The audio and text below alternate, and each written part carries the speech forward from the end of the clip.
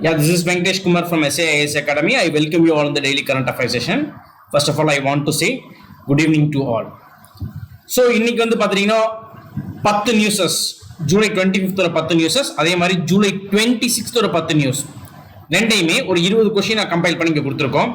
அதே மாதிரி இத்தனை நாளாக நம்மளுடைய கரண்ட் அஃபேர் செஷனை கிட்டத்தட்ட ஒரு மாசமா நீங்களும் விடாமல் ஃபாலோ பண்ணியிருந்தீங்க அப்படின்னா ஒரு கரண்ட் அஃபேர் இஷ்யூவை எப்படி கொஸ்டினா மாத்துறது அப்படிங்கிறது உங்களுக்கு ஈஸியாகவே தெரிஞ்சிருக்கும். சரிங்களா? ஸோ கரண்ட் அஃபேர் சம்மந்தமாக ஒரு இஷ்யூ போகும். அந்த இஷ்யூவில் நிறைய டேட்டாஸ் இருக்கும். அதில் இருக்கக்கூடிய ஒவ்வொரு டேட்டாவும் வரக்கூடிய தேர்வுகளில் கொஸ்டினா வர்றதுக்கான சான்சஸ் நிறைய இருக்கு. ஸோ அப்படித்தான் எப்படி நம்ம கொஸ்டினை சேஞ்ச் பண்றோம் அப்படிங்கிறத நம்ம பழகிட்டோம் அப்படின்னாலே கரண்ட் அஃபேரை படிக்கிறது அப்படிங்கிறது நம்மளுக்கு கஷ்டமா இருக்காது. And thing is current affair அப்படிங்கிறது எக்ஸாமுக்கு ரொம்ப ரொம்ப இம்பார்ட்டன்ட் பாயிண்ட். அதே மாதிரி வந்து பார்த்தீங்கன்னா புரிஞ்சுக்கிறதுக்கு கஷ்டமா இருக்கும். அதே மாதிரி நியூஸ் பேப்பர் படிக்கிறதுக்கு ரொம்ப டைம் எடுக்கும் அப்படிங்கிறதுக்காக தான் இந்த இனிஷியேஷன். ஸோ இந்த மந்த்தினுடைய 25th 26th டேக்கே வந்திருக்கோம். அதே மாதிரி வந்து பார்த்தீங்கன்னா அகாடமி ஸ்டூடெண்ட்ஸ்க்கு வந்து பார்த்தீங்கன்னா இந்த ஒரு மாதம் கரண்ட் அஃபேர் கம்பைல் பண்ணி ஒரு மெட்டீரியலை கொடுத்துருவோம். அதே மாதிரி வந்து பார்த்தீங்கன்னா இப்போ இந்த வாரம் வரக்கூடிய டெஸ்ட்லையும் நீங்கள் எல்லாரும் நல்லா பெர்ஃபார்ம் பண்ணணும். Right, okay. ஸோ இன்னைக்கான ஃபர்ஸ்ட் கொஸ்டின் போகலாம். Today's first question is about the Federation of Indian Chamber of Commerce and Industry was founded. புரிஞ்சுங்களா? இந்திய வர்த்தக மற்றும் தொழில்துறை கூட்டமைப்பு நிறுவப்பட்டது எப்போது அப்படிங்கிறது இதுக்கான கொஸ்டின். ஸோ இதைத்தான் நம்ம நார்மலாக என்னன்னு சொல்லுவோம்னா ஷார்ட் ஃபார்ம்ல ஃபிக்கி அப்படின்னு நம்ம சொல்லுவோம். FICCI அப்படின்னு நம்ம சொல்லுவோம். இந்தியாவுக்கு சுதந்திரம் கிடைப்பதற்கு முன்னரே தொழிலுக்காக தொடங்கப்பட்ட ஒரு அமைப்பு தான் இந்த ஃபிக்கி அப்படிங்கிறது. இது எப்போ தொடங்கினாங்கன்னா 1927 வருஷம். இதுக்கான ஆன்சர் 1927 தான். இதனுடைய ரொம்ப முக்கியமான ஒரு விஷயமே என்ன அப்படின்னு பார்த்தீங்கன்னா மகாத்மா காந்தியினுடைய இனிஷியேட்டிவ், அவருடைய அட்வைஸ் காரணமாக தான் 2 பேர், சரிங்களா, GD பிர்லா அப்படிங்கிறவரும் தக்கூர் தாஸ் அப்படிங்கிறவரும் சேர்ந்து இந்த அமைப்பை தொடங்கினாங்க. மகாத்மா காந்தி என்ன முன் வச்சார் அப்படின்னு பார்த்தீங்கன்னா, அதாவது தேசத்தின் விடுதலைக்காக போராடுவது மற்றும் சுதந்திரம் போராட்டம் கிடையாது. அதாவது இந்தியாவினுடைய தொழில்களும் முன்னேறணும் அப்படின்னா அதற்குன்னு ஒரு கூட்டமைப்பு தேவை. நீங்க கூட்டமா சேர்ந்து தொழில்களுடைய அடிப்படை தேவை என்ன அப்படிங்கிறத தெரிவிச்சா மட்டும்தான் உங்களுடைய தேவைகள் பிரிட்டிஷ்னால் நிறைவேற்றப்படும். ஸோ தொழில் முனையில போராடுறதும் ஒரு தேசிய போராட்டம் தான் அப்படின்னு அட்வைஸ் பண்றாரு. அந்த அட்வைஸை கேட்டுதான் GD பிர்லா இந்த அசோசியேஷன் ஸ்டார்ட் பண்றாரு. ஸோ இன்னைக்கு டேட் வரைக்குமே இந்தியாவில் இருக்கக்கூடிய தொழில்துறை சார்ந்த மிகப்பெரிய ஒரு நிறுவனம் அப்படின்னா அதே மாதிரி ஒரு தொழில்துறை கூட்டமைப்பு அப்படின்னு பார்த்தீங்கன்னா ஃபிக்கி தான். இது எப்போ உருவாக்கப்படுச்சுன்னா 1927 வருஷம். ஸோ கிட்டத்தட்ட வந்து பார்த்தீங்கன்னா இது 12 ஸ்டேட்ஸ்ல இருக்கு. அதே மாதிரி வந்து பார்த்தீங்கன்னா உலகத்தில் 8 கண்ட்ரீஸ்ல இந்த அமைப்பு அதனுடைய பிரான்ச் ஆஃபீஸை வச்சிருக்கு. இந்தியாவில் இருக்கக்கூடிய 5000த்திற்கும் மேற்பட்ட நிறுவனங்கள் இந்த அமைப்புல பதிவு செஞ்சிருக்காங்க. சரிங்களா? அண்ட் இட் இஸ் a நான் ப்ராஃபிட் ஆர்கனைசேஷன். இது ஒரு NGO அமைப்பு. இது வந்து ஒரு கவர்மெண்ட் அமைப்பு கிடையாது. NGO அப்படின்னா நான் கவர்மெண்டல் ஆர்கனைசேஷன் அப்படின்னு அர்த்தம். அடுத்த question, Vijay Diwas day was celebrated in which day? Vijay Diwas நாள் எந்த நாளில் கொண்டாடப்படுகிறது அப்படின்னா ஜூலை 26. ஏன் இந்த விஜய் திவாஸ் தினத்தை கொண்டாடுறோம் அப்படின்னு பார்த்தீங்கன்னா சிம்பிளா இந்த விஜய் திவாஸ் தினத்தை கொண்டாடுறதுக்கான காரணமே என்ன அப்படின்னு பார்த்தீங்கன்னா கார்கில் போர்ல 1999 வருஷம் நடந்த கார்கில் போர்ல இந்தியா வெற்றி கிடைச்சிச்சு. அந்த வெற்றி தினத்தை கொண்டாடுறது தான் வந்து பார்த்தீங்கன்னா விஜய் திவாஸ் டே அப்படின்னு நம்ம சொல்லுவோம். ஸோ இந்த வருஷம் விஜய் திவாஸ் டேவை ரொம்ப வெகு விமர்சையா கொண்டாடல, சிம்பிளா தான் கொண்டாடுறோம். அப்படிங்கிறதுனால இந்த பர்டிகுலர் தினம் அப்படிங்கிறது நியூஸ்ல இருக்கு. அதனால தான் இந்த கொஸ்டினை பிக்கப் பண்ணியிருக்கோம். Operation Vijay is related with which incident of Indian government? Operation Vijay இந்திய அரசாங்கத்தின் எந்த சம்பவத்துடன் தொடர்புடையது அப்படின்னு பார்த்தீங்கன்னா கார்கில் வார்.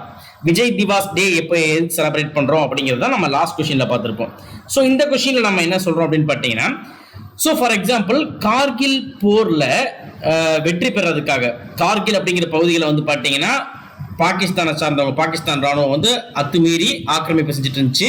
ஸோ அந்த ஆக்கிரமிப்பை அகற்றி அந்த இடத்த கைப்பற்றணும் அப்படிங்கிறதுக்காக இந்தியாவினால உருவாக்கப்பட்ட அந்த ஆபரேஷன் தான் என்ன சொல்லணும், ஆபரேஷன் விஜய்னு சொல்லுவோம்.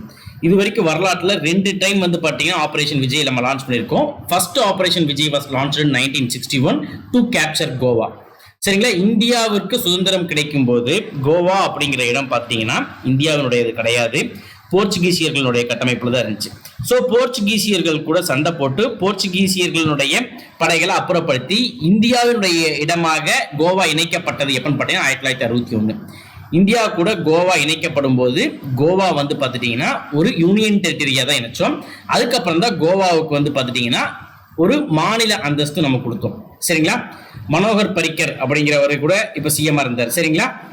ஸோ இது மிக முக்கியமான ஒரு நியூஸ் அப்படிங்கிறனால இதை நம்ம சூஸ் பண்ணியிருக்கோம். So operation Vijay first launch பண்ணது எப்போ 1961, செகண்ட் டைம் லான்ச் பண்ணது என்னன்னு பார்த்தீங்கன்னா 1999.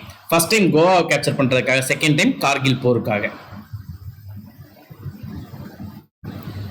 When was Central Water Commission established?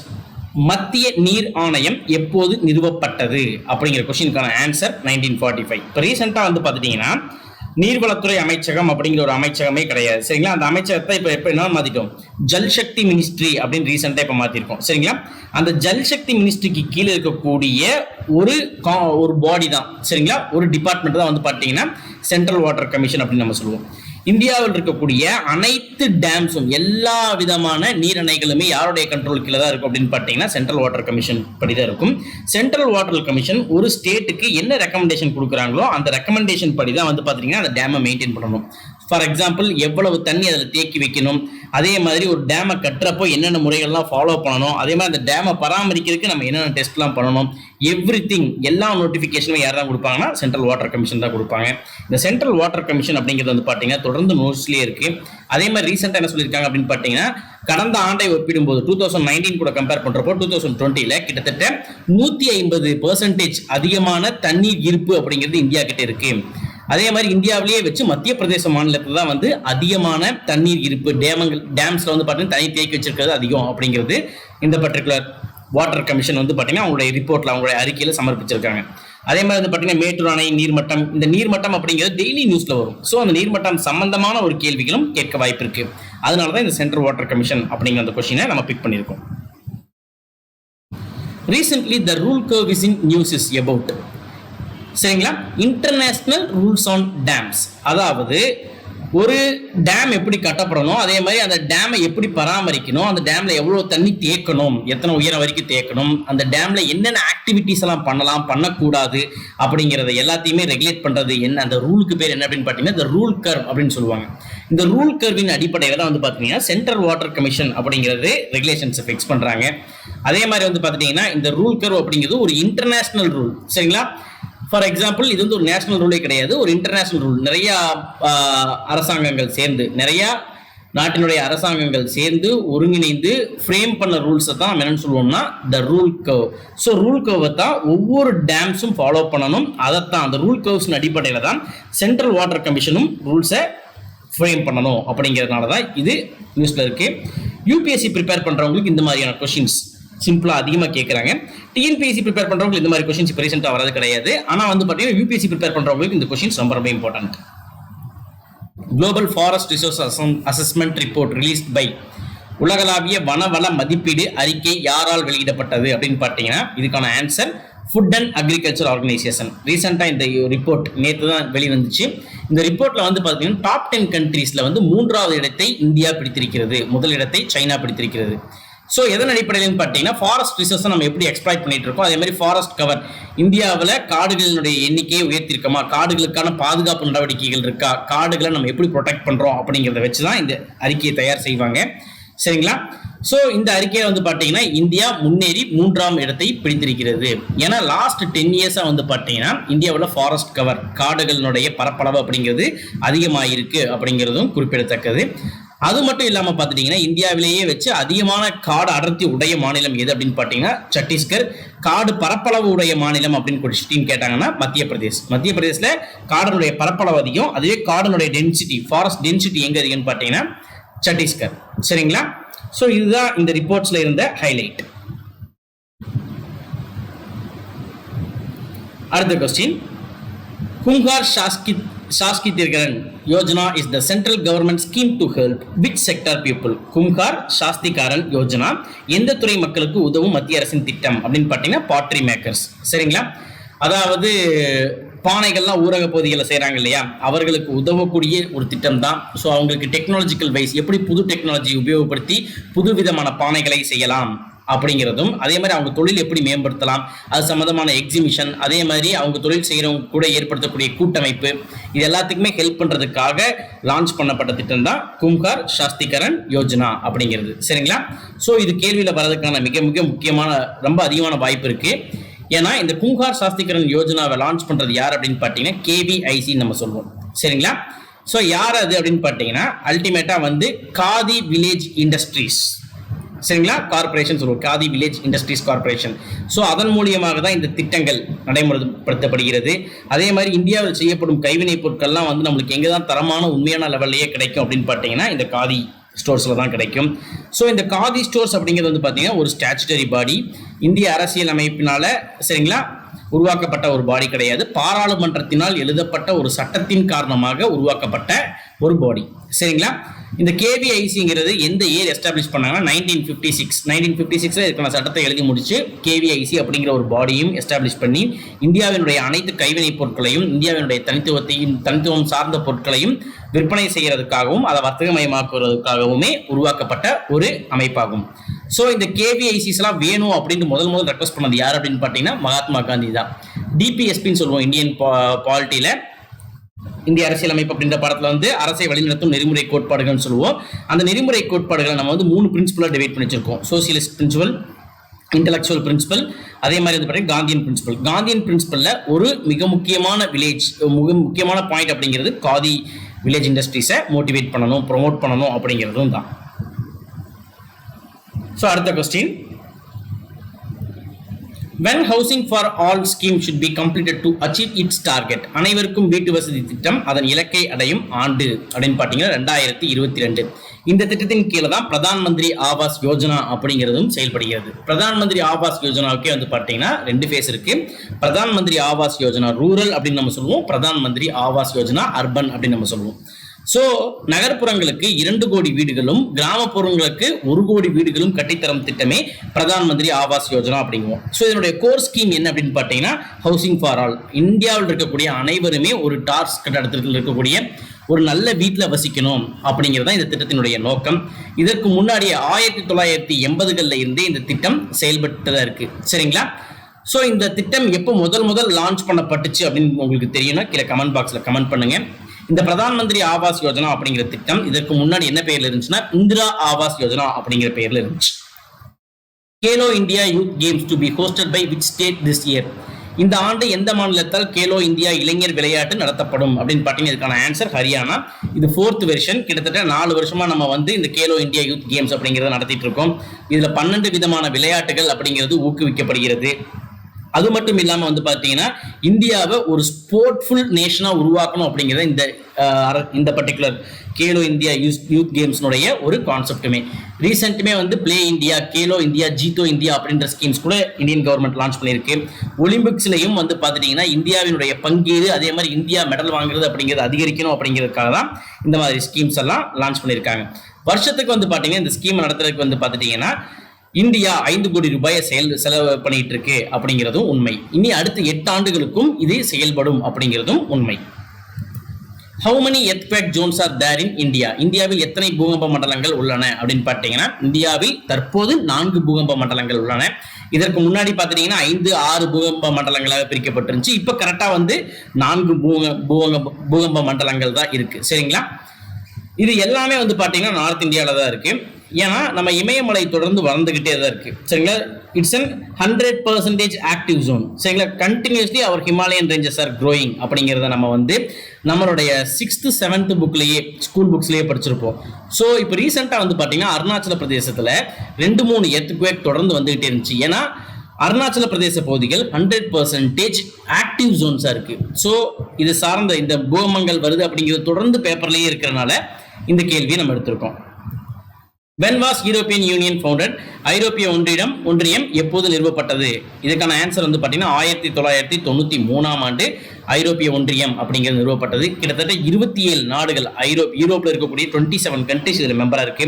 Switzerland மெம்பராக இல்லை. இப்போ ரீசெண்டாக வந்து பிரிட்டன் இதில் மெம்பராக இல்லை அப்படின்னு சொல்லிட்டு யூரோப்பியன் யூனியன்லேருந்து வெளியேறிச்சு. அதுதான் நம்ம பிரெக்சிட் நிகழ்வு அப்படின்னு நம்ம சொல்லுவோம். ரீசெண்டாக வந்து பார்த்துட்டிங்கன்னா இந்தியா அதனுடைய தொழில்நுட்பம் மற்றும் அறிவியல் வளர்ச்சிக்காக ஒரு ஒப்பந்தத்தை வந்து பார்த்துட்டீங்கன்னா ஒரு அக்ரிமெண்ட்டை வந்து யூரோப்பியன் யூனியன் கூட சைன் பண்ணியிருக்கோம். அதனால யூரோப்பியன் யூனியன் அப்படிங்கிறது நியூஸ்லேயே இருந்தனால வந்து பார்த்தீங்கன்னா இந்த கொஸ்டினை நம்ம பிக்கப் பண்ணியிருக்கோம். அதே மாதிரி வந்து பார்த்தீங்கன்னா யூரோப்பியன் யூனியனுடைய ஹெட் குவார்ட்டர் எங்கே இருக்குது அப்படின்னு பார்த்தீங்கன்னா பெல்ஜியம் அப்படிங்கிறதுல இருக்கு. ஸோ சுவிட்சர்லாந்தும் அதே மாதிரி வந்து பார்த்துட்டீங்கன்னா பிரிட்டனும் இதில் மெம்பர் இல்லை அப்படிங்கிறது recent update. Which is the first IIT of India? இந்தியாவின் முதல் ஐஐடி எது அப்படின்னு பார்த்தீங்கன்னா 1951ஆம் ஆண்டு தொடங்கப்பட்ட ஐஐடி கரக்பூர் அப்படிங்கிறத வந்து பார்த்தீங்கன்னா சரிங்களா. 1951ஆம் ஆண்டு தொடங்கப்பட்ட ஐஐடி கரக்பூர் அப்படிங்கிறது இந்தியாவின் முதல் ஐஐடி. இப்போ கிட்டத்தட்ட பார்த்தீங்கன்னா 16 ஐஐடிகள் இந்தியாவில் இருக்கு.